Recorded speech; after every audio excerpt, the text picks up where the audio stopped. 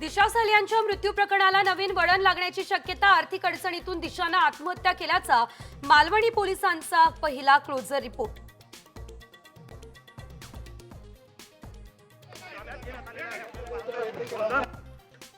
कोरटकरला सकाळी 8 वाजताच कोर्टात हजर केलं। कोरटकर विरोधात आंदोलनाचाही प्रयत्न, पोलीस आणि आंदोलकांमध्ये मात्र जटाप।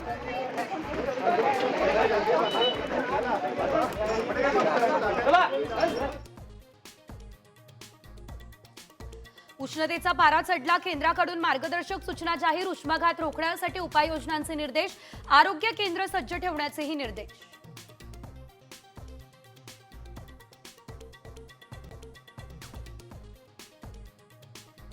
पालकांच्या खिशाला आणखी भुर्दंड बसणार, स्कूल बसची फी 10 ते 12% वाढणार।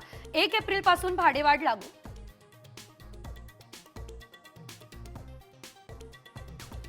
भिवंडीमध्ये सर्रासपणे गटाराच्या पाण्यावर पालेभाज्याची होतीये शेती, नागरिकांचं आरोग्य धोक्यात। पर्यावरण मंत्री पंकजा मुंडे कारवाई करणार का, जनसामान्यांचा सवाल।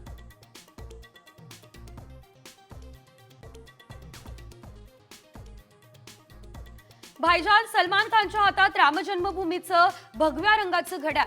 61 लाखांच्या घड्याळाची सोशल मीडियावर रंगलीय चर्चा।